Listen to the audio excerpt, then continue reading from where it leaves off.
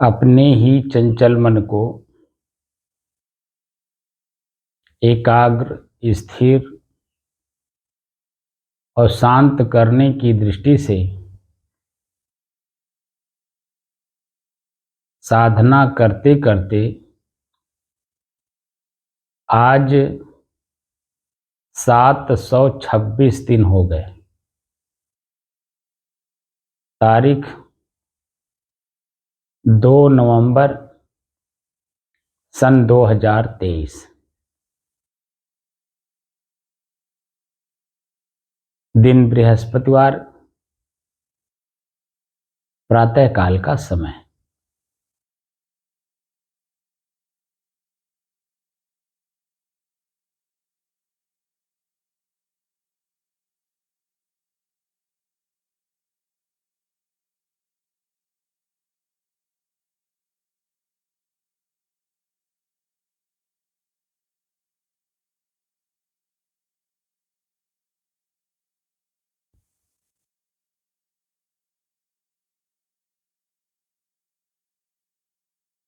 हमारा अपना ही चंचल मन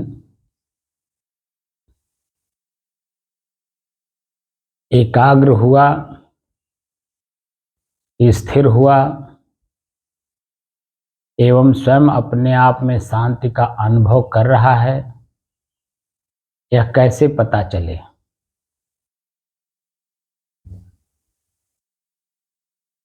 क्या इस बात की जानकारी आपको हुई?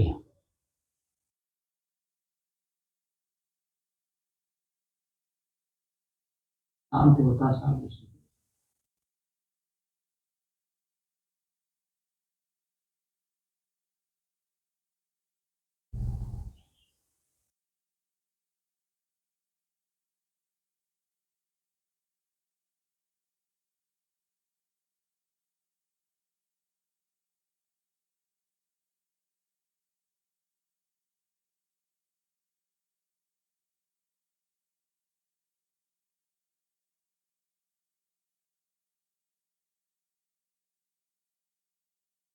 आप जब घर पर रहते हो, एक उदाहरण के रूप में आपको समझाने की कोशिश करता हूं।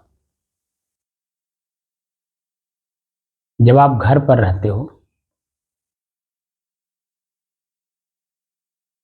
सुबह सुबह का समय है, कहीं जाना नहीं है या बहुत सारे काम हैं, बहुत जगह जाना है आपको और घर पर हैं।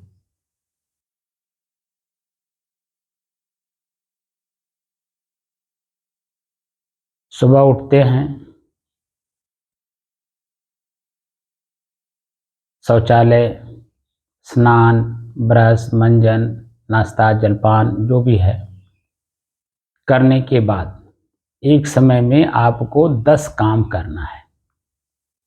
एक समय में 10 काम या दिन भर में 10 काम करना है। तो क्या एक ही समय में 10 काम आप कर लेंगे?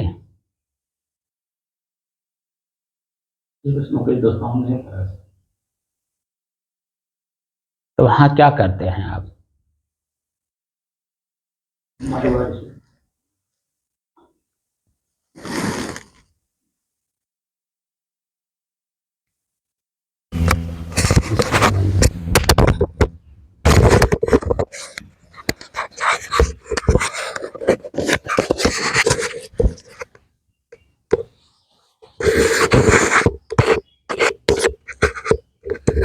एक समय में क्या 10 काम आप करते हैं?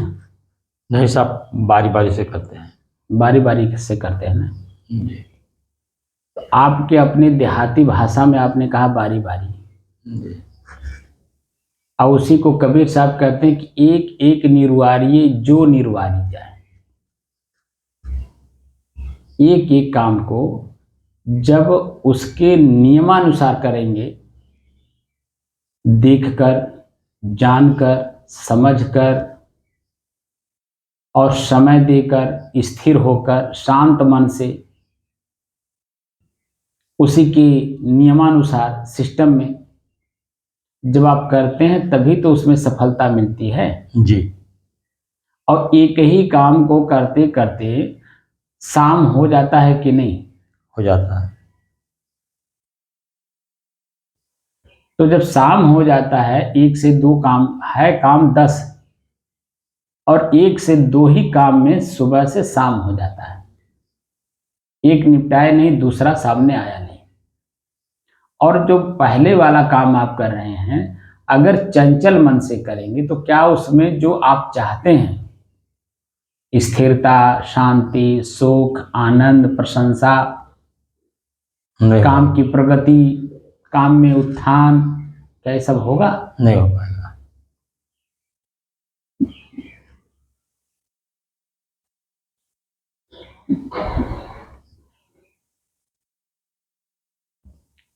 मनोवृत्तियां जब चंचल होंगी तो किसी काम में सफलता नहीं मिलेगी, और अंत में शाम को सिर्फ पश्चाताप हाथ लगेगा। एक काम भी सफलतापूर्वक आप नहीं कर पाएंगे। 9 काम तो बाधित होंगे ही होंगे। जिस काम को आप कर रहे हैं वो काम भी आपका बाधित होगा, पश्चाताप में डुबोएगा, दुख करेगा, आत्मग्लानि कराएगा। नहीं होता है? जी।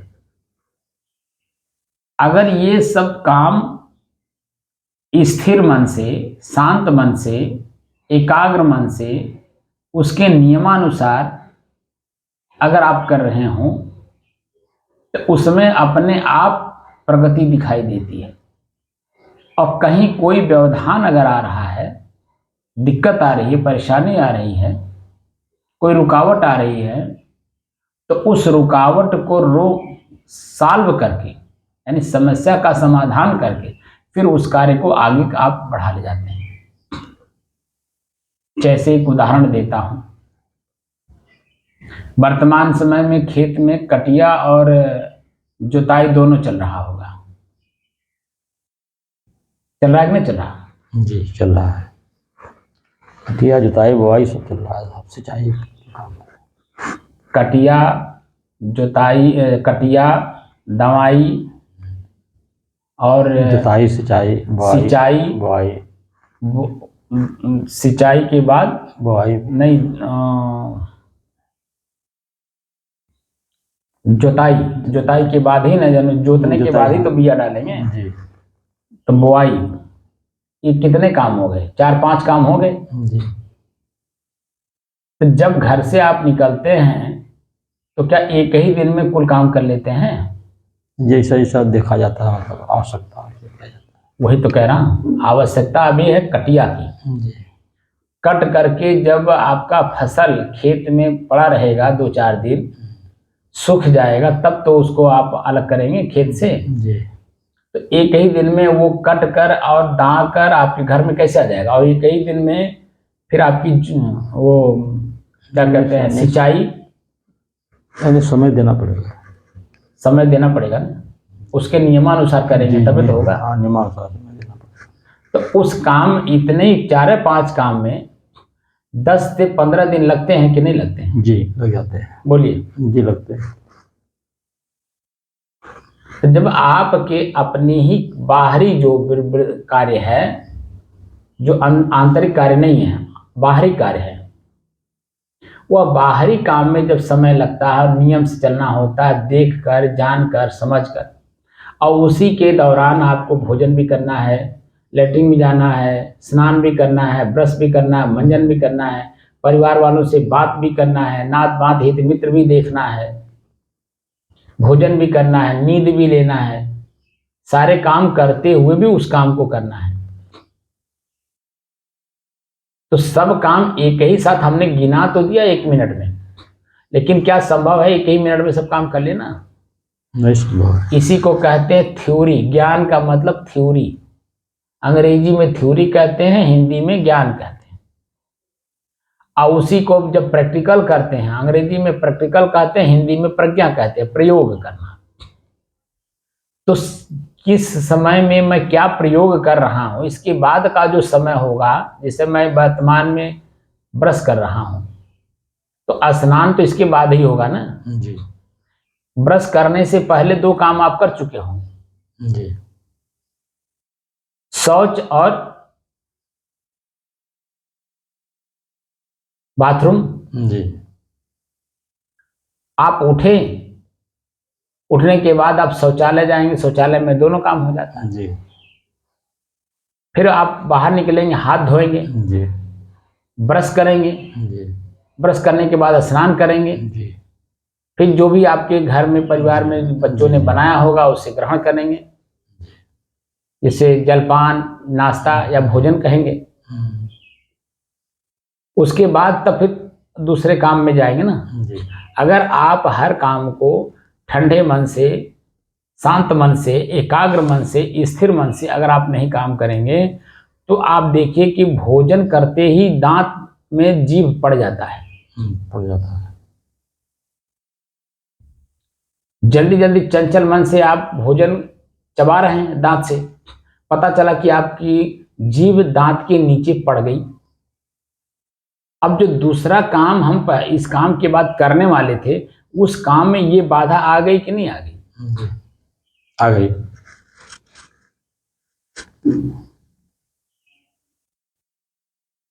तो बाधा न उत्पन्न हो अलग से, इसलिए एकाग्र मन, स्थिर मन और शांत मन से काम करना होता है। ये जो साधना आप कर रहे हैं ये चौथेपन का काम है, गृहस्थों के लिए चौथेपन का काम है। क्योंकि बचपन से लेके और ब्रह्मचर्य, गृहस्थ, वानप्रस्थ तीनों काम करने के बाद संन्यास मार्ग का ये काम है।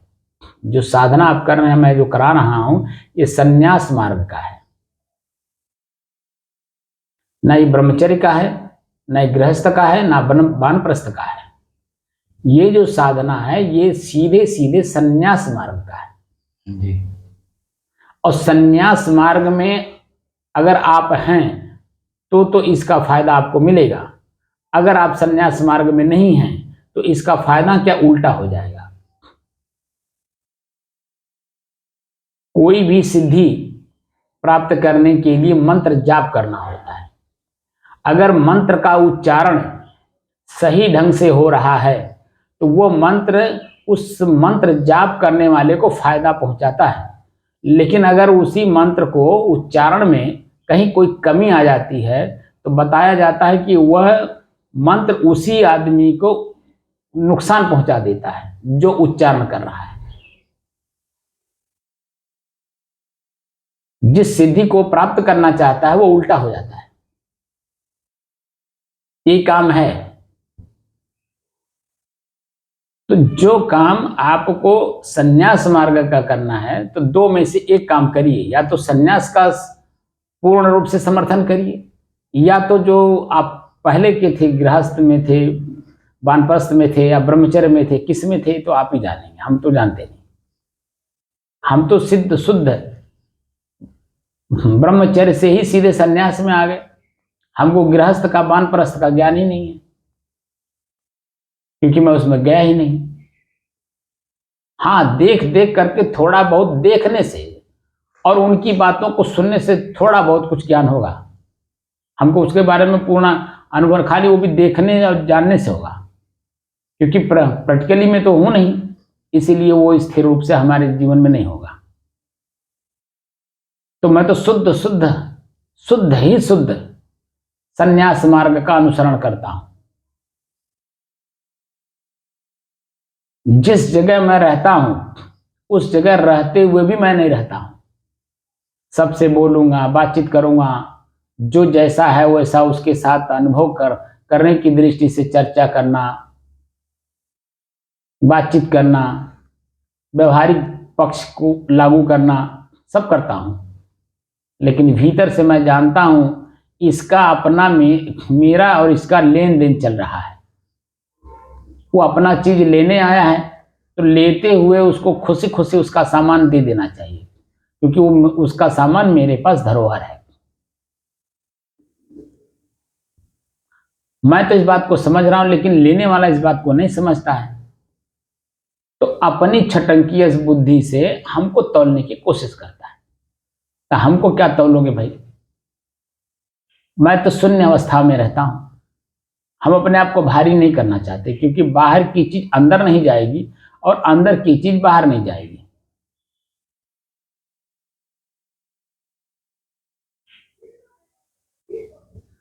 तो बाहर की चीजें अंदर लेकर के मैं दुखी, पीड़ित, पश्चाताप, आत्मग्लानि, भारीपन, दबाव, तनाव, खिंचाव क्यों पैदा करूं? क्योंकि बाहर की चीजें जैसे ही अंदर आप ग्रहण करेंगे वैसे ये सब चीजें मिलेंगी। बाहर की वस्तु बाहर ही रहने दीजिए और भीतर की वस्तु भीतर ही रहने दीजिए। ये चेतना मैं दे रहा हूं आपको। लेकिन ये चेतना कितना आप कामयाब हो रहे हैं तो आपके ऊपर निर्भर है। चेतना लाने के लिए जैसे माता पिता हैं, बड़ा भाई है, बड़ी बहन है, चाचा हैं, बड़े पिता हैं, समाज का कोई भी समझदार व्यक्ति आपसे जो सीनियर है, जो अपने क्षेत्र में पारंगत है, आप उसके बारे में नहीं जानते हैं, लेकिन आप अपनी छटंकी बुद्धि से उसे तौलने की कोशिश करते हैं। तो उसका तो कुछ नहीं बिगड़ता है, लेकिन आपका कितना नुकसान होता है आपको मालूम है।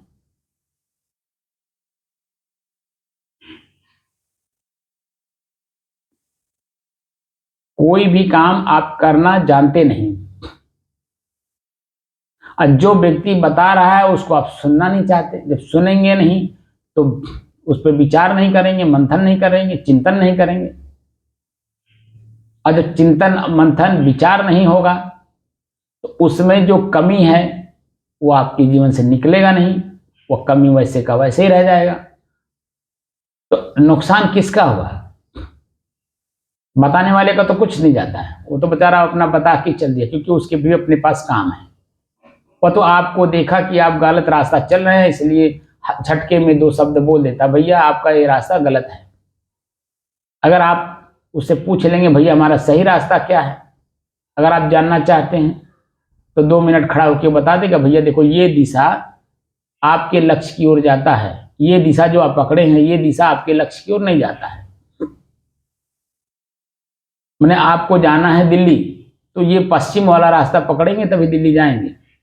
आप पकड़ लिए हैं पूरब वाला, ये जाता है कलकत्ता। अब आपकी मर्जी है,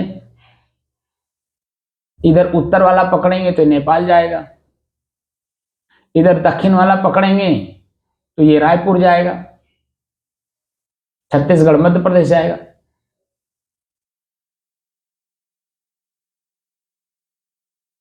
आप जाना किधर चाहते हैं? नहीं भैया दिल्ली जाना चाहता हूं, तो भैया ये पश्चिम वाला पकड़ लो। बस इतना सा बात वो कह के वहां से चल देगा।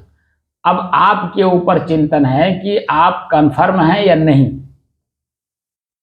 तो 2-4 लोगों से पूछ लीजिए, भैया हमें दिल्ली जाना है। अगर एक ही दिशा को जितने लोगों से आप पूछ रहे हैं वही दिशा बताए, तब समझिए कि वो सही बता के गया है, और उसी रास्ता को पकड़ लीजिए। और धीरे धीरे धीरे धीरे समय अनुसार जहां आपका समय वर्तमान होगा वहीं उससे कितनी दूरी वो आपका लक्ष्य रह गया है। जैसे मान लीजिए आप बस्ती में हैं, दिल्ली जाना है, बाई रोड जाना है, तो आप जब जैसे यहाँ से चलेंगे तो 1-1 किलोमीटर पे हर चीज आपको पड़ता चला जाएगा। तो जहां आप जैसे हो चलते जाओगे, दिल्ली यहां से लगभग 750 किलोमीटर है।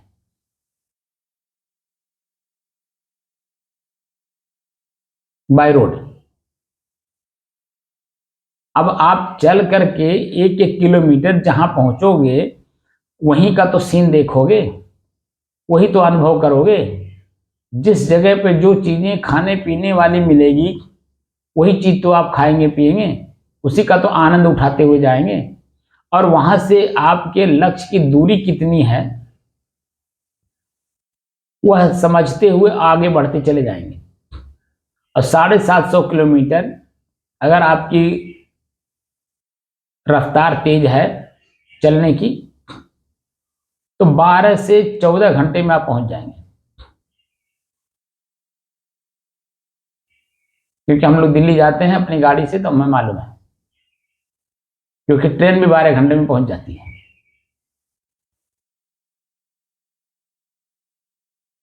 12 से 14 या 15 घंटे से ज्यादा नहीं लगता है। आराम से आप वहां पहुंचकर अपने लक्ष्य को पूर्ति कर सकते हैं।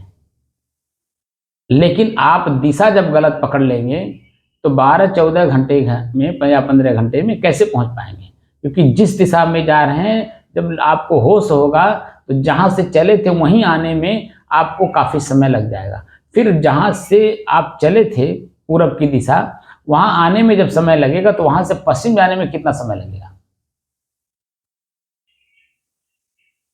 ये जो मानव जीवन है, यही मानव जीवन आपको 84 लाख योनियों में जाने के लिए तैयार है।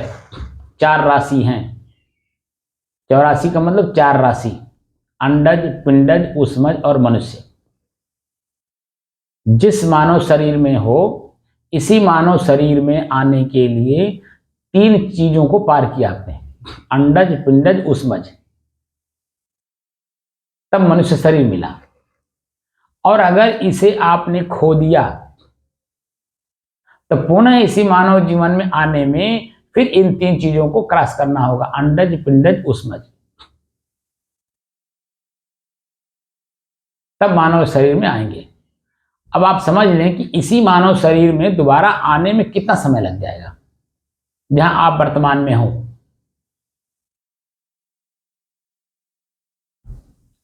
तो हम स्वतः जो अपने आप को चतुर, चालाक, बुद्धिमान, बुद्धिजीवी, ज्ञानी, ध्यानी, बहुत कुछ अपने आप को मानते हैं। अब इसी चालाकी, चतुराई, बुद्धिमानी, ज्ञानी, ध्यानी बनने में पुनः आपको 3 राशियां पार करनी हैं, अंडज, पिंडज, ऊष्मज, तब जाकर के आप मानव शरीर में आओगे और तब ये चीजें फिर प्राप्त करो। कितना समय बीतेगा, क्या इसका आकलन आप कर पाएंगे? कोई बता दे हमें। मैं सबसे पूछ रहा हूं, हमारा ये वीडियो जितने भी सुनने वाले लोग हैं सबसे पूछ रहा हूं, कोई हमें बता दे कि कितना समय लगेगा, जोड़ के बताए। इसी प्रकरण में हमारे ऋषियों ने हर जानवरों के समय सीमा का अनुभव किया है, लिखा है। कुत्ते का उम्र इतना है, भैंस का उम्र इतना है, बैल का उम्र इतना है, घोड़े का इतना है, मच्छर का इतना है, मक्खी का इतना है, सबका उन्होंने आकलन किया। लेकिन कोई नहीं बता पाया कि इसी शरीर में वापस आने में हमें कितना समय लगेगा।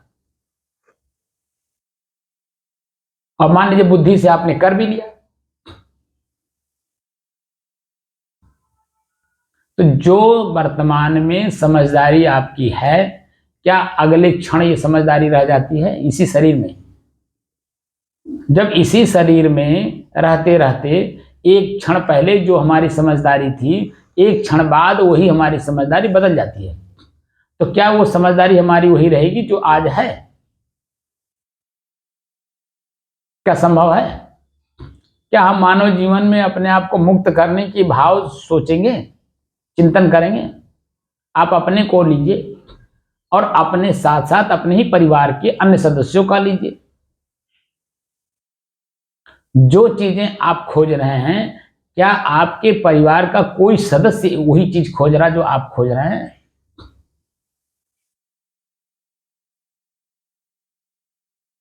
बिल्कुल नहीं खोज रहा है, बल्कि उल्टा आप ही से कहता है हमें भी खेत लेना है, घर बनवाना है, बिटिया बेटवा ब्याह करना है, सवेरे ये भोजन बना था, शाम को ये भोजन बनेगा। वो पहले से कल्पना में जी रहा है। तो आपको हकीकत की जिंदगी में जाने में कहां वो सहयोग करेगा? क्योंकि पहले आप भी कल्पना में थे, जब बचपन में थे। बचपन गई, जवानी गई, अधेड़ अवस्था गई, अब तो चौथापन आ गया। 25-25 साल का अंतराल मान के हमारे ऋषियों ने 100 वर्ष का आयु मान के 4 चीजें बनाई थी, ब्रह्मचर्य, गृहस्थ, वानप्रस्थ और संन्यास। बालक ब्रह्मचर्य गया, गृहस्थ आश्रम से भी आप निवृत्त हो गए, वानप्रस्थ भी चला गया। 75 साल के बाद 77 साल आपकी उम्र है, 2 साल आप संन्यास मार्ग में जा चुके। और संयोग अच्छा है कि आज लगभग 2 साल पूरे होने वाले हैं। तो संन्यास धर्म का कितना पालन कर रहे हैं आप, क्या आपको आकलन है? कुछ नहीं पता। और जो साधना आप सीख रहे हैं, ये मुख्य रूप से मैंने शुरू में ही बताया था, ये संन्यास मार्ग का है। और संन्यास मार्ग का अनुसरण क्या हम स्वयं कर रहे हैं, क्या हमें पता है? बिल्कुल नहीं पता। संन्यास क्या होता है इसके बारे में ही नहीं पता होगा। जिस चीज को आप पार किए हो, ब्रह्मचर्य, उसका भी नहीं पता होगा। ब्रह्मचर्य किसे कहते हैं, क्या होता है ब्रह्मचर्य, उस ब्रह्मचर्य जीवन में क्या क्या करना होता है, कुछ नहीं पता। गृहस्थ आश्रम का क्या नियम है, क्या कार्य है, कुछ नहीं पता। तो जब ब्रह्मचर्य और गृहस्थ का नहीं पता तो वानप्रस्थ का कहां से पता चलेगा? और जब इन तीनों का नहीं पता तो ये संन्यास मार्ग का कहां पता चलेगा?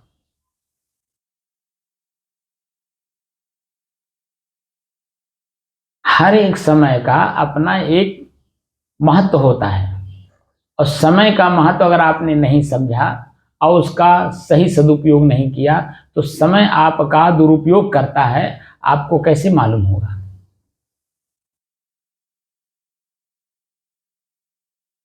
मैं इसी पे एक प्रश्न बना करके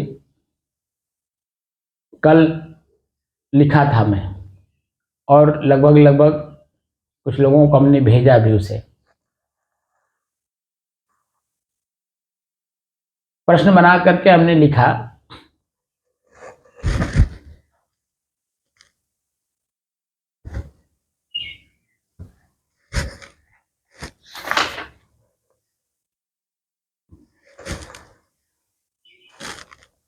यहां तो हमने सीधे सीधे ऋषि परंपरा को ले लिया, लेकिन अभी थोड़ा 2 बातें मैंने जोड़ दिया है, थोड़ी सी। जैसे आपके माता पिता, आपके गार्जियन, आपसे बड़े श्रेष्ठ, जो 1 घंटे का भी जो बड़ा मान जन्म लेता है, जुड़वा बच्चे भी होते हैं तो ये पहले जो निकलता है, जन्म लेता है, और जो बाद में जन्म लेता है, दोनों में छोटे और बड़े का अंतर हम लोग मानते हैं। मानते कि नहीं मानते? जी मानते हैं ना जी। छोटा अपने को अपने से ही जुड़वा भाई से, जो एक 10 मिनट पहले ही जन्म लिया, उसको अपना बड़ा भाई मान के भैया कहता है, आदर सूचक शब्द का प्रयोग करता है, और उसके हर बात का अनुसरण भी करता है। और ठीक वही बड़ा भाई अपने बड़प्पन का भी ख्याल रखता है कि मैं इससे बड़ा हूं। ये हमारे हिंदू धर्म में है कि नहीं? जी है। यहीं से आप उठाइए, और जितने भी आपसे सीनियर हैं, जो भी आपसे बड़े लोग हैं, वह आपको क्या सिखाना चाहते हैं? क्या आपको गर्त में ले जाना चाहते हैं, या आपके जीवन को सुखी, संपन्न, आनंदित, प्रसन्नचित, उत्साहित बनाना चाहते हैं? जितने भी लोग हैं। लेकिन क्या उनकी बातों को मैं समझ पाता हूं अपने ही मन की गति के आगे? मेरा मन कहीं अन्य जगहों पे जा रहा है और आप उसे रोक रहे हैं, क्योंकि आपको उसके आगे का पता है।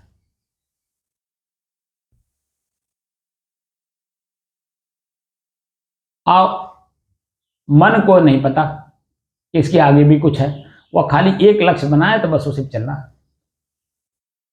उसके आगे भी कुछ है ये नहीं पता। जैसे दिल्ली से आगे भी कुछ है, यहां से आगे हमारे लिए तो दिल्ली बहुत बड़ी बात है, लेकिन क्या दिल्ली से आगे कुछ नहीं है? दिल्ली से आगे मेरठ है, मेरठ के आगे अंबाला है, अंबाला से आगे लुधियाना है, लुधियाना से आगे अमृतसर है। तो क्या यहीं समाप्त हो गया? उसके आगे भी है, लेकिन वहां आगे जाने पे दूसरा देश लागू हो जाता है। इसलिए हम लोग अपने ही देश के अंदर में जो चीजें जहां होती हैं उसी को मानते हैं। लेकिन क्या पृथ्वी यहीं खत्म हो गई? पंजाब तक जाते जाते, अमृतसर जाते जाते, उसके आगे भी है, उसको कहते हैं पाकिस्तान, पाकिस्तान का एरिया। तो क्या पाकिस्तान के एरिया को क्रॉस करने के बाद क्या पृथ्वी खत्म हो गई? उसके आगे भी जमीन है। अफगानिस्तान है, ईरान है, इराक है, तुर्किस्तान है, तमाम देश हैं जो खाड़ी देश के नाम से प्रसिद्ध है।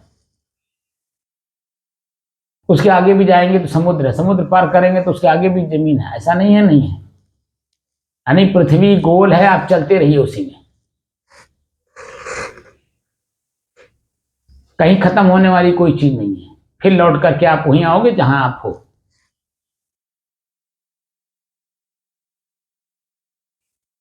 मानव जीवन सार्थक बनाने के लिए हमारे पूर्व के ऋषियों ने, मनीषियों ने, संतों ने, बुजुर्गों ने, माता पिता ने, हमारे से सीनियर लोगों ने हमको शिक्षा दे गए हैं, या वर्तमान में शिक्षा दे भी रहे हैं, लेकिन हम उनको ग्रहण नहीं करते हैं, इसलिए कि हमारा अपना ही मन चंचल है।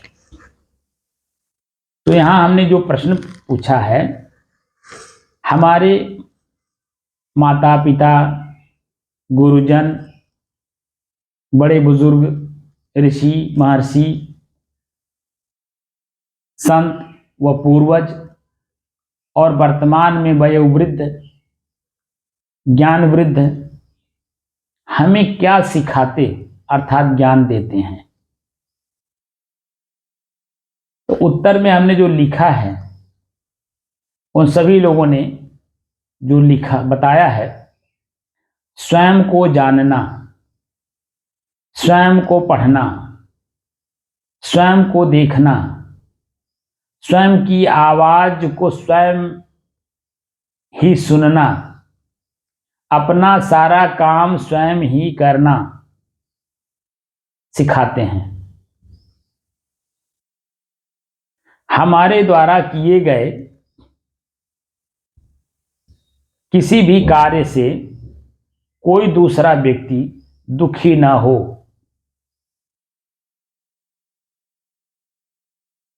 इतने सारे काम हम स्वयं कैसे कर पाएंगे?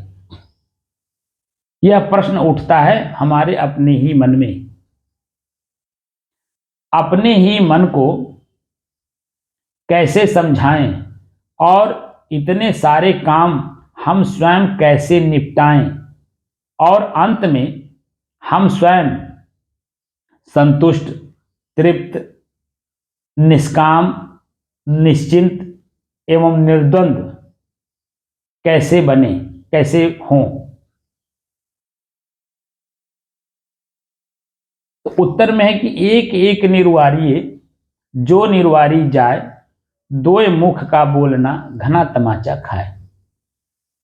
सदगुरु कबीर कहते हैं कि एक समय में अर्थात वर्तमान समय में जो कार्य सहज और सरल रूप से आपके समक्ष उपस्थित हो, अर्थात करने लायक कार्य को सरल भाव से करो, तो मन में शंका और भय नहीं उत्पन्न होगा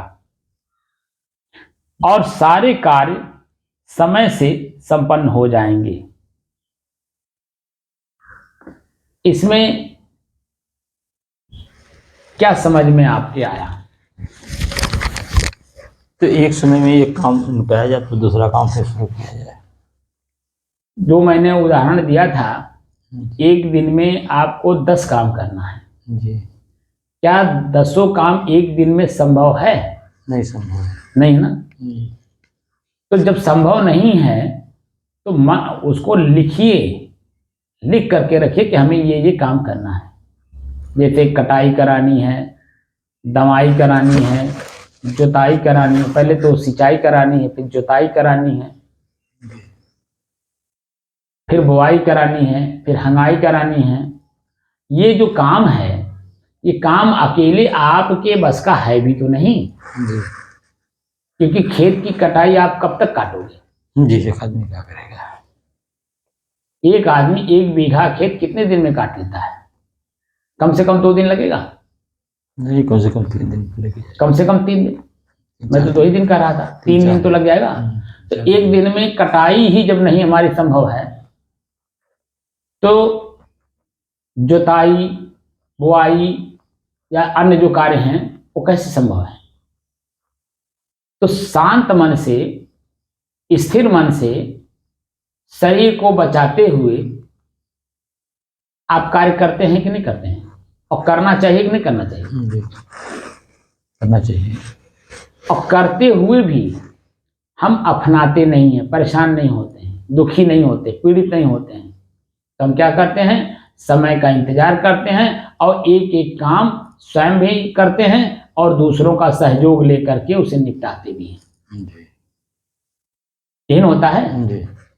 1 बीघा खेत आपको काटना है अगर 1 दिन में, तो कम से कम 4 आदमी आपको मजदूर चाहिए, और वह भी निकम्मा नहीं, कर्तव्यनिष्ठ हो, जो कार्य को ढंग से कर सकता हो। ये नहीं कि अपना हाथों काट लिया, ये नहीं कि एक बैठाई और कैसे, क्या वो कहावत है, दिन में डूब गया। जैसे लेबर लोग करते हैं, मिस्त्री लेबर लोग जो काम करते हैं ये चुनाई का, 1 दिन का काम वो 3 दिन 4 दिन में निपटाते हैं। क्या आप इस बात को समझ पाते हैं उनकी? अगर आप समझते हैं तो ऐसे आदमी को दोबारा अपने घर में नहीं आने देंगे, अपने काम में नहीं उपयोग लाएंगे। अपना काम उसी व्यक्ति से आप करवाएंगे जिसके बारे में आपको जानकारी है, ये व्यक्ति अच्छा काम करता है, सुचारू रूप से करता है, ढंग से करता है, हमें सिर्फ बताना है और वो सब काम कर लेगा। तो जो कार्य करने में दक्ष होता है उसी को तो हम मजदूर बना करके रखते हैं, उन्हें बुलाते हैं और उनका सेवा करते हुए अपना काम कराते हैं। तो व्यक्ति का व्यक्तित्व भी देख करके हमें करना पड़ता है, तो उसी को कहते हैं जानना, देखना, जानना, समझना, तब कार्य को करना और कराना। यही ना हम कहते हैं बार बार, हम सीधे सीधे बात को कहते हैं कि कोई भी काम करिए देख कर, जान कर, समझ कर तब करिए। यही ना कहता हूं बार बार। और ये कार्य आप ढंग से रोज करते हो अपने व्यवहारिक जीवन में, और वही काम आपको अंदर से करना है। कि जब तक क्रोध क्यों उत्पन्न हुआ, आखिर क्रोध आया कहां से, बारीक बारीक हमारे जो जीवन में बुराइयां हैं, क्रोध तो मोटा मोटा दिखाई देता है, ईर्ष्या भी तो है, जलन भी तो है, द्वेष भी तो है अपने ही अंदर में, वो कैसे समझ में आएगा। इसीलिए जब बाहर की चीजों को एक एक करके निपटाया जाता है, समय से निपटाया जाता है, समय से पहले कोई काम संभव नहीं है, उसी तरह से भीतर का भी तो एक एक करके निपटाना होगा। काम वासना है, क्रोध वासना है, लोभ वासना है, ईर्ष्या है, द्वेष है, जलन है, प्रसन्नताप है, निंदा है, चुगली है, वो कैसे समझ में आएंगे। और भी बारीक बारीक है इसमें। आपका अपना ही मन आपके बस में होते हुए भी आपसे कैसे अलग हो जाता है, आपको समझ में बात आती है। जैसे हवा बस में नहीं हो सकता, वैसे मन बस में जल्दी नहीं होता। लेकिन बस में मान लीजिए हो भी गया पानी की तरह, आपने अपने अंजुल में पानी ले लिया, ठीक, लेकिन आप कितना देर अपने अंजुल में पानी को लेकर ठहरा सकते हैं, क्योंकि जो आपकी उंगली है उस उंगली के बीच में देखिए खाली जगह है कि नहीं है जी। उस खाली जगह से धीरे धीरे पानी रिसाव करके आपके ही हाथ से निकल जाता है, जो कि आपके अपने हाथ आप तो समझ रहे हैं कि मेरे हाथ में पानी है जी, लेकिन 5 मिनट रख करके देख लीजिए तो निकल जाएगा। ऐसे ही हमारा मन है, हम समझते हैं कि हमारा मन हमारे बस में हो गया, लेकिन आपका अपना ही मन जो ये कह रहा है कि हमारे बस, हम आपके बस में हो गए, वो समझिए अभी बस में नहीं हुआ है। वो खाली आपको बता रहा है, और जैसे ही बताया वैसे दूसरी बात आपको याद करा दिया, और जैसे ही दूसरी बात याद करा दिया उसी को महत्वपूर्ण बता देगा। कि इसके अलावा महत्वपूर्ण दूसरा काम है ही नहीं, बस आपको लेके वहां चला गया। अब जैसे एक एक परख जाओगे, आंख से अलग अलग चीजें देखेंगे, कान से अलग अलग शब्द सुनेंगे और व्यवहार अलग अलग वहां होगा ही। अब सारी स्थितियां जो वर्तमान की थी वो सब जा करके उन चीजों में मिल गई, जो आंख से देखा था, कान से सुना था, जीभ से स्वाद लिया, मुंह से बोला, सब उसी में उलझ गए। अपनी ही शांत स्थिति को शांत बनाए रखने के लिए किस पॉइंट पर मैं वर्तमान में हूं, ये जानना जरूरी है। और वह भी प्रैक्टिकली रूप से, प्रज्ञा के रूप में प्रयोग करते हुए, अनुभव करते हुए, तब जाकर के आपकी मानह स्थिति धीरे धीरे अपने बस में होगी। अनादिकाल से आपका नौकर अब मालिक बन करके आपके ऊपर हावी है, उसी कोई सीमा नहीं है। उसी जैसे अभी उदाहरण ले लीजिए, वर्तमान समय में ही कोई किराएदार आप रख लीजिए, आपने रखा है 11 महीने के लिए। जो सामाजिक नीति नियम है, वो एग्रीमेंट वगैरह जो होता है वो 11 महीने का होता है। 11 महीने के बाद आपने रिन्यूअल भी कर दिया, दूसरे साल में भी प्रवेश कर गया, वो फिर 11 महीना रह गया, आपने रिन्यूअल नहीं किया। अब वो ऐसे करते करते 4-5 साल रह गया, 10 साल रह गया, 15 साल रह गया, 20 साल रह गया। अब उसे निकालने में आप सक्षम हैं? बोलिए, क्या सहज भाव से जो 11 महीने में निकल जाता, वो 20 साल में क्या सहज भाव में निकल जाएगा? नहीं हो पाएगा। अब आपका अपना ही मन आपके ऊपर हावी है। अब आप बता दीजिए, जब किराएदार आप इतने सहज भाव से नहीं निकाल पाएंगे, तो आपका मन आपके ऊपर से इतना सहज है कि वो आपको छोड़ देगा? बोलिए, नहीं छोड़ेगा, नहीं छोड़ेगा मन। जब किराएदार को निकालने में आपको इबट जाना पड़ता है, तो बता दीजिए कि आपके अपने ही मन को अपने बस में करने में इबट जाना पड़ेगा कि नहीं जाना पड़ेगा? जाना पड़ेगा। तो इसका इफबट क्या है? वस्तु स्थिति का यथा ज्ञान होना, यथा स्थिति का ज्ञान होना, उसका परिणाम का ज्ञान होना, उसके आखिरी पॉइंट का ज्ञान होना, अंत में इसका क्या दशा होना है, ये ज्ञान होना, तब जाके आपका मन आपके बस में होगा। वस्तु स्थिति का ज्ञान कैसे होगा? अंत में इसका क्या होना है? मिट्टी, मिट्टी के अलावा क्या है? तो इसलिए जो स्वाद है, स्वाद पर विजय प्राप्त करना। भोजन हम लोग करते हैं, अगर स्वादिष्ट ना हो तो मन कैसा अपना रूप दिखाता है? बनाने वाले का स्थिति 2 घंटे कैसी रही, ये सब आंख से देखेगा और उसकी कान से आवाज को भी सुनेगा। लेकिन जैसे ही जीभ पर उसकी बनाई हुई वस्तु पड़ी, अस्वादिष्ट नहीं है, तो अपना ही जीभ मन के अधीन होने के कारण क्या क्या शब्द बोलता है मालूम है? क्या उस समय में आपका अपना जीभ अपने बस में है, रहता है? क्योंकि जब मन बस में नहीं है और मन के बसीभूत हमारा जीभ है, तो बता दीजिए कि हमारे अधीन कैसे जीभ होगा? यानी जैसे ही बेस्वाद आपको जीभ ने बताया, उस समय में आपका मन शांत नहीं रहेगा। तो जब शांत नहीं रहेगा तो मन जो जो कहलवाएगा, जीभ वो सब बोलेगा, और उसकी प्रतिक्रिया जैसे आपने दी, तो सामने से रिप्लाई भी तो आएगा कि नहीं आएगा? रिप्लाई मतलब प्रतिक्रिया।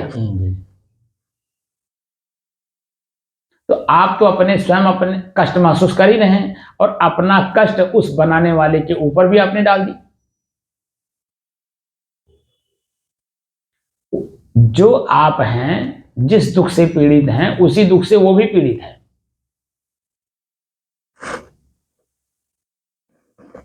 कबीर साहब ने कहा भी, ए जियरा तय अपने दुखई संहार, जही दुख व्यापी रहा संसार। सारे संसार में एक है दुख व्याप है, सभी लोग अपने मन के अधीन हैं। कोई भी व्यक्ति मन को अपने बस में नहीं कर पाया है, और जब मन को अपने बस में नहीं कर पाएगा तो बताइए क्या होगा? तो वही होगा जो आपका मन चाहेगा, और मन कभी अच्छा काम तो चाहता नहीं। इसलिए अपने ही मन को अपने ही बस में पहले तो करने की कला सीखिए। धीरे धीरे धीरे धीरे अपने मन अपने बस में होना चाहिए। मन, जब मैं बार बार बताता हूं कि जो कुछ आपने पहले देखा है, सुना है, क्रिया किया है, जिस जगह आप गए हैं, जिस जगह पे जिस व्यक्ति से जो बात आपने कर लिया, जो जिस व्यक्ति के साथ क्रिया हो चुकी है, वही स्मृति के रूप में जो आपके अंदर है, यानी ख्याल के रूप में है, वही मन है। और कुछ मन स्वतंत्र सत्ता नहीं है जो आपके ऊपर हावी हो। जो स्मृतियां, जो घटनाएं घट चुकी हैं, अब वो घटना होना भी नहीं है, क्योंकि वो समय नहीं है, वो व्यक्ति नहीं है, वो क्रिया नहीं है, होना नहीं है, लेकिन एक स्मृति के रूप में अंदर बैठा है। अब उसे ही हमें मिटाना है। कैसे मिटाएंगे? इसी की कला सिखाया जाता है। और वही कला जिस दिन आपको प्राप्त हो जाएगा, दोष दृष्टि जब ही भई तब उपजो बैराग, दृढ़ निर्वेद जाको भयो सोई मुमुक्ष बड़भाग।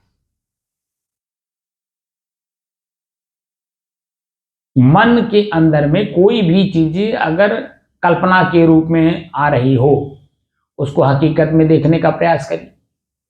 जैसे हकीकत उसको दिखाए वैसे अपने आप शांत हो जाएगा। और उसी के द्वारा, अपने मन के द्वारा ही मन की गति को दिखाना है, पकड़ना भी है, और मन को ही शांत करना, मन के द्वारा ही शांत करना है। क्योंकि आंख देखेगा तो आंख जब देखता है तो ऊपर ऊपर देखता है। हल्का सा आंख को भीतर ले जाओ कि इसके ऊपरी भाग का तो हमने आंख से देख लिया, भीतर में क्या है? प्रश्न अपने मन में डालो कि भीतर क्या है, इसके पीछे क्या है? जो वर्तमान दिख रहा है, क्या ये स्थिर है? क्या इसमें कोई बुराई नहीं है? क्या ये हमेशा ऐसे ही रहेगा? क्या सड़ेगा नहीं, गलेगा नहीं, लोने नहीं पड़ेंगे, कीड़े नहीं पड़ेंगे? क्या नहीं होगा? जब इस तरह से आप अपने ही मन के द्वारा मन को देखने का प्रयास करेंगे, तो जो मन पहले आकर्षित था वही विकर्षित हो जाएगा, यानी उसकी यथा स्थिति को जान लेगा, तो फिर दोबारा उसकी तरफ जाने नहीं पाएगा। उदाहरण के तौर पे मैं कई बार बता भी चुका हूं, आज भी बताता हूं। कोई भी भोजन स्वादिष्ट है, अब चबा चबा के खाए, बड़ा आनंद ले लेके, और समय लगाए भी। घाटी से नीचे, यानी मुंह में कवर डालने के बाद, नीचे जाने के बाद, आप वही चीज जब गैस बनने के बाद बाहर निकल जाता है, तो क्या दोबारा उसी स्वादिष्ट भोजन को जो आपने चबा चबा के लिया था अंदर, अब बाहर निकल जाने के बाद क्या दोबारा आप लेते हैं? नहीं लेते ना जी। यही चीजें हमें देखनी है।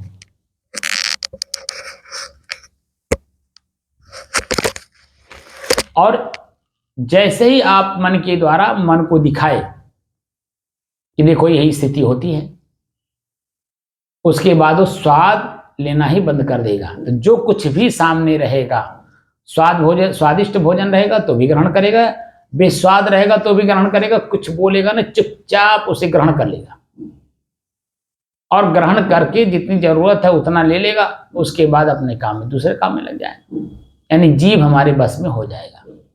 जीव बस में हुआ तो मन भी बस में हुआ, मन बस में हुआ तो जीव बस में हुआ।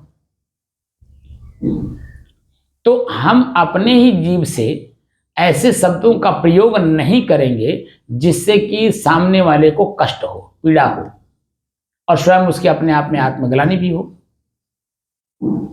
ऐसा काम नहीं करेंगे तो कितना फायदा हुआ? मन कष्टित नहीं है, मन कष्टित नहीं है तो जीव को कष्ट नहीं देगा, और जीव जब कष्टित नहीं होगा तो दूसरे को कष्ट नहीं देगा।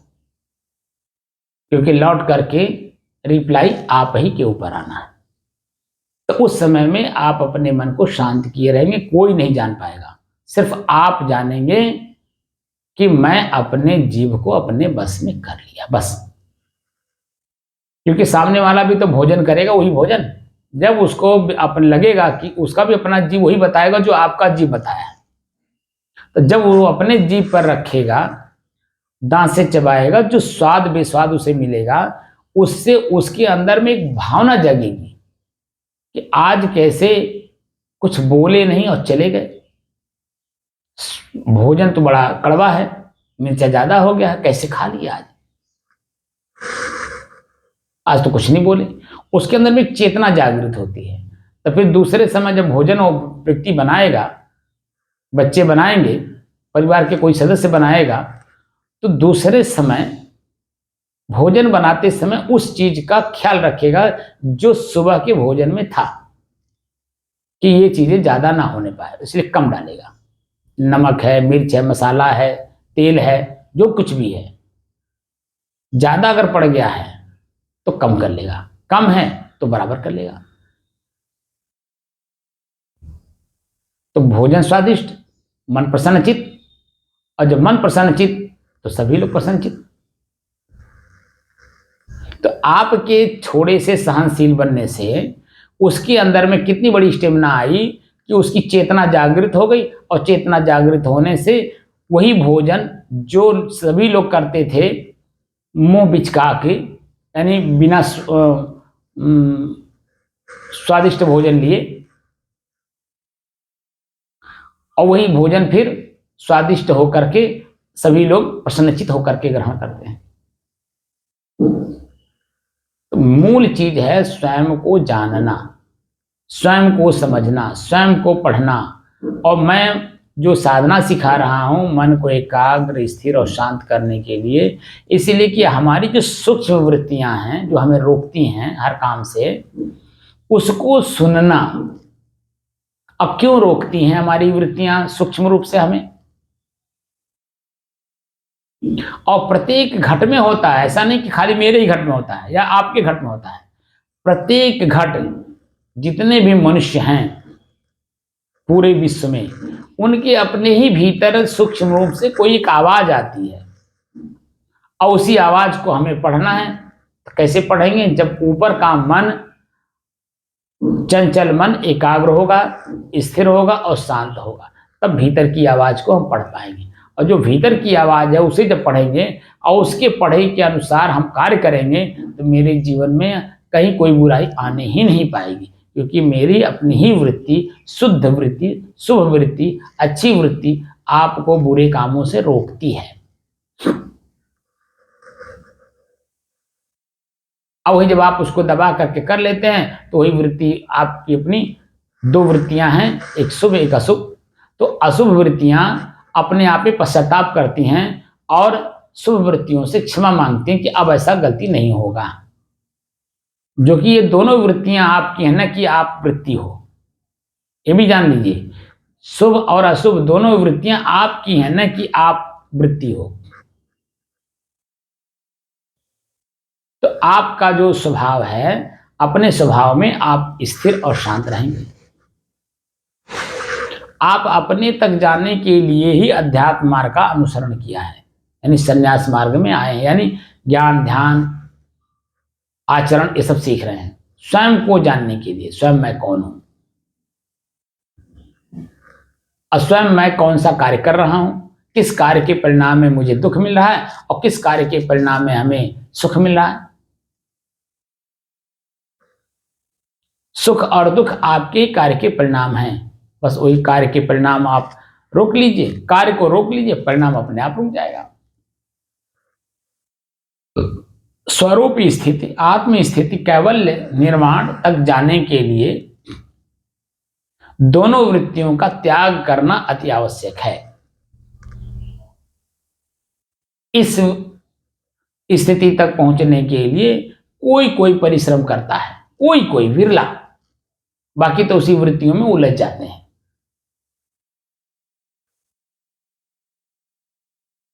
ये घूम घूम करके मैंने सब जगह देखा। 32 सालों में मैंने यही अनुभव किया कि हमारे धर्म के जो अपने स्वयं के तरफ जाने के लिए उत्सुक हुए, जिज्ञासु बने, वह जैसे ही कुछ दिन उसमें आए और तो बाहरी वृत्तियों में उलझ गए। कहीं आपका सम्मान हो गया तो उसको खूब प्रसन्नता से ग्रहण करते हैं, कहीं आपका अपमान हो गया तो उसको आप दुखी प्रकट करते हैं अपने मन को। कुछ नहीं, जो वर्तमान की स्थिति है उसी वर्तमान की स्थिति को अपने बस में करने की दृष्टि से शांत मन से, शांत भाव से क्रिया करते हुए आगे बढ़ना है। क्योंकि समस्या का समाधान कभी हुआ नहीं, न होगा। क्योंकि बाहरी चीजें परिवर्तित हैं। जो आज अभी समस्या लग रहा है कल वही आपको प्रिय लगेगा, जो आज आपको प्रिय लग रहा है वही कल आपके लिए अप्रिय हो जाएगा। दोनों स्थितियां आपके सामने ही हैं। तो इसीलिए ये वृत्ति हैं और ये वृत्ति कभी समाधान होने नहीं देती हैं। समाधान होने का मतलब आप तक पहुंचने नहीं देती है, आपकी शांति स्थिति का अनुभव नहीं होने देती। ये वृत्तियां अपने आप में चलती रहती हैं, बस आप तक आपको जाने नहीं देती। और जिस दिन आप अपने तक पहुंच गए ये वृत्तियां अपने आप खत्म हो जाएगी, सारे समाधान आपको मिल जाएंगे। इसलिए स्वयं को जानने का जो साधन है वही स्वयं के जानने का साधन ही मैं सिखा रहा हूं। और स्वयं को ही जान लीजिए, सारी समस्या का समाधान आप कर लीजिए। करना आप ही को है, या तो समस्या बनाइए या तो समस्या का समाधान करिए। मानव जीवन वास्तव में समस्या का समाधान करने के लिए मिला है, क्योंकि समस्या आपके द्वारा ही बनाई गई हैं और आप अपने ही बना करके अपने ही उलझे हुए हैं और अपने ही उलझन को स्वयं ही सुलझाना पड़ेगा। कोई दूसरा नहीं सुलझा सकता, क्योंकि दूसरा भी वो भी तो अपने ही उलझन में उलझा हुआ है। नौ मन सूत बटोरी के तिपके किया विनाश। नौ मन सूत उलझ नहीं सुलझे, जन्म जन्म उलझेरा। दोनों साखी हैं, कभी साखी।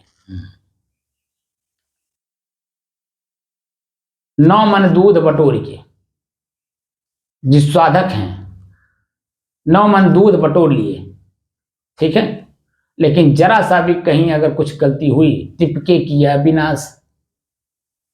कहीं आपने कोई बाहरी इच्छा जागृत की तो जो बटोरे थे वो सब नष्ट हो गया।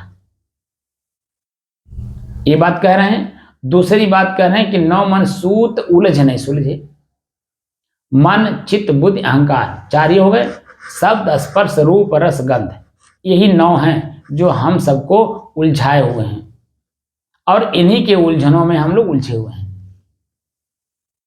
और सभी लोग उलझे हैं और जन्म जन्म से उलझे हुए हैं। तो किसी तरह से एक सुख संत का सानिध्य मिला है, उसे सुलझाने का प्रयास करिए और एक एक प्रयास करिए। आंख का देखा हुआ दृश्य अंदर मत घुसने दीजिए, वो जहां है उसको वहीं रहने दीजिए। कान से सुना हुआ शब्द जिस जगह आपने सुना था उसको वहीं रहने दीजिए, उसको अंदर मत आने दीजिए। जीभ से लिया हुआ स्वाद अंदर जाने मत दीजिए कि बड़ा स्वादिष्ट है, जैसे आपने बड़ा स्वादिष्ट कहा वो घर कर गया और आपको बार बार उसी में जाने के लिए, उसी चीज को प्राप्त करने के लिए आपको परेशान करना लगेगा। यानी अपने ही इंद्रियों को अपने ही बस में करना है और साथ साथ मन को भी अपने बस में करना है। तो वही साधन सिखा रहा हूं मैं। 726 दिन आज हो गए। मैं इसी की पूरा जितना भी मैंने वर्णन किया है, लगभग 631 वीडियो हमारी हो गई है इस वीडियो के पहले। आज ये 632वां वीडियो है और सभी वीडियो में मैं यही कहता हूं कि अपने ही मन को अपने बस में करो, देखकर, जानकर और समझकर करो। श्वास को देखो, केंद्रित करो मन को श्वास पर। लगातार 1 घंटे तक चेतना में रह के अपने श्वास को देखो कि समय समय से अपने श्वास में क्या मिल रहा है। ठंड, गर्म, शीतल, सुगंध, दुर्गंध, सामान्य, खुजली, गीलापन, सूखापन, खिंचाव, तनाव, यही सब तो दिखाता हूं। और समय समय से जैसे आप बैठे, सब चीजों में से कुछ भी नहीं दिखाई देगा पहले, लेकिन थोड़ी देर के बाद आपको कुछ न कुछ अनुभव जरूर कराएगा। अनुमाने पीछे भाव मन उत्पन्न होना। जैसे ही आप आंख बंद किए और अपने श्वास को देखना प्रारंभ किए, आपके अपने ही शरीर के किसी भी अंग में दर्द, पीड़ा, तनाव, खिंचाव, दबाव महसूस कराएगा।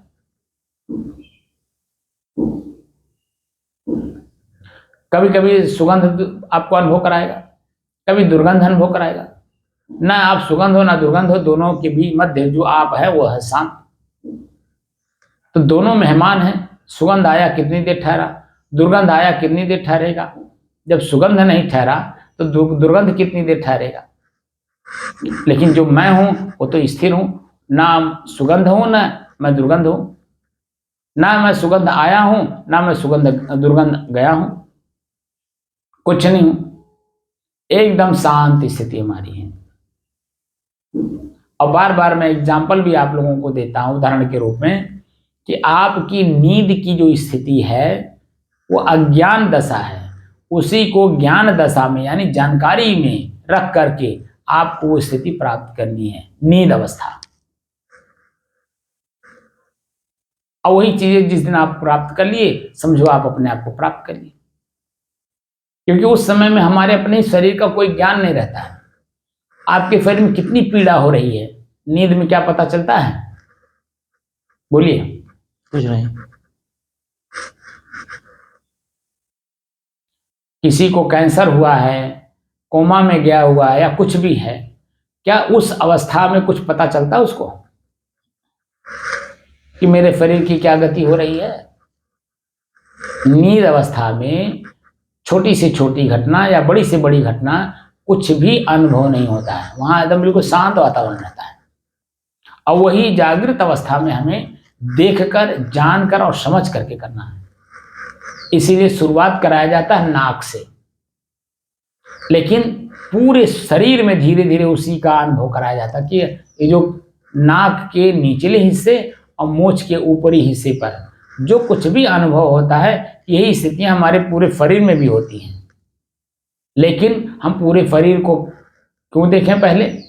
इसलिए देखने का प्रयास करिए कि पहले नाक को देखिए, इसी में पहले मन को केंद्रित कर लीजिए।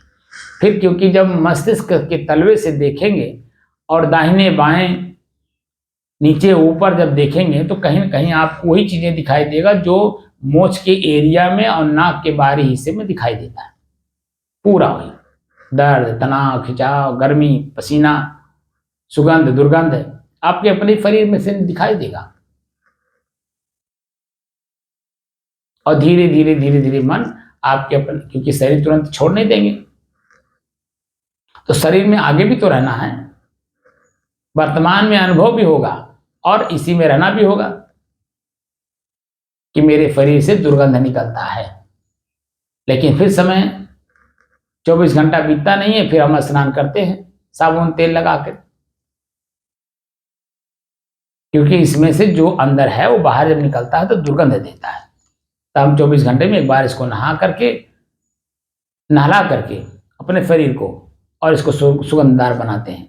और ये सुगंधदार स्थिति हमारी ज़्यादा से ज़्यादा 4 घंटे रहती है और धीरे धीरे धीरे धीरे ये अपनी शरीर बदबूदार बन जाती है।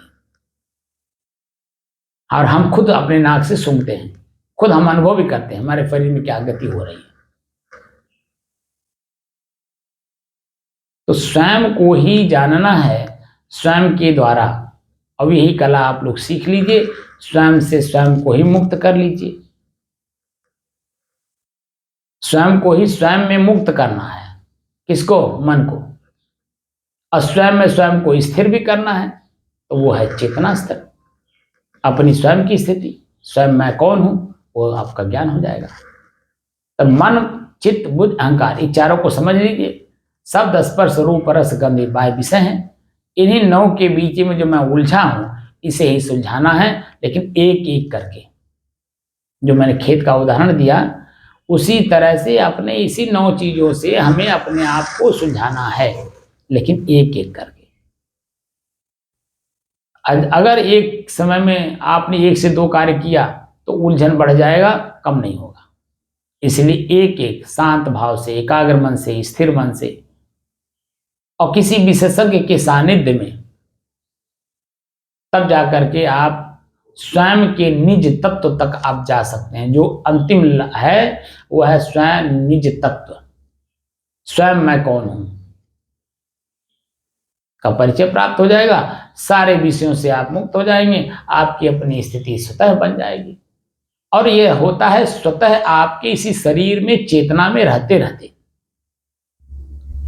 सो जाने के बाद नहीं, विषयों में आसक्त होने से नहीं, मरने के बाद नहीं होता है। जागृत अवस्था में, चेतनावस्था में देख कर, जानकर, समझ करके करने में ये स्थिति आती है। अगर आपने जरा सा भी असावधानी का प्रयोग किया तो आपका मन कहां ले जाएगा आपको पता नहीं। इसलिए सावधानी पूर्वक, सतर्कता पूर्वक, एकाग्र मन से, शांत मन से, स्थिर मन से अपने आप को जानने का प्रयास करिए। यही मेरा उपदेश है। और ये मेरा ही उपदेश नहीं है, ये हमारे समस्त ऋषि, महर्षि, संत, महात्मा, पूरे विश्व के किसी भी धर्म के जो हमारे समझदार व्यक्ति हैं, ज्ञानी, ध्यानी, आचरण संपन्न, उन सब का यही कहना है, रूह को जानो, आत्मा को जानो, गॉड को जानो, सोल को जानो। एक ही बात कहते हैं, खाली शब्द अलग अलग है, कहते उसी को है, एक ही व्यक्ति। और उसी को जानने के लिए सभी लोग कहते हैं चोरी ना करो, बेईमानी ना करो, ठगी ना करो, क्योंकि आप अगर कुछ भी कर दिए तो आपका मन जो दूषित था और दूषित हो जाएगा और पीड़ित हो जाएगा। इसीलिए जो पहले से पीड़ा है उसको खत्म करने के लिए वो कार्य ना करो जिस कार्य से आपका मन वर्तमान में पीड़ित है। आगे के लिए सावधान रहो, सतर्क रहो, चेतना में रहो और अपने आप को अपने आप तक ले जाओ। कुरान में भी वही बात लिखी है, बाइबल में भी वही बात लिखी है, हमारे वेद में भी वही बात लिखी है, यहूदी के अपने जो ग्रंथ होंगे वो भी वही बात कहते होंगे। पूरे विश्व में जितने भी धर्म हैं तो मनुष्य ही। अब मनुष्य को सबको भूख लगती है, ठंडी लगती है, गर्मी लगती है, बरसात लगता है, सुख दुख का अनुभव होता है, पाप पुण्य का अनुभव होता है। और सभी लोग अपने अपने भाषा में, अपने अपने लोगों के बीच में वही बात करते हैं जो हम लोग हिंदी में हम आपस में कर रहे हैं। भाषा उनकी कुछ भी हो सकती है, लेकिन वार्तालाप वही करते हैं जो हम लोग कर रहे हैं। सुख सभी चाहते हैं, शांति सभी चाहते हैं, आनंद सभी चाहते हैं, कोई दुख और पीड़ा नहीं चाहता। इसलिए वही कार्य करो जिससे कि स्वयं आप अपने आप में संतुष्ट हो और आप अपनी संतुष्टि दूसरे पर भी बिखेरो। अब बिखेर करके सबको अपने जैसा बनाने की कोशिश करो। यही आपका आदर्श होगा, आपका कर्तव्य होगा और मानव जीवन का सार्थकता होगी। साहिब बात कुछ समझ में आई? जी।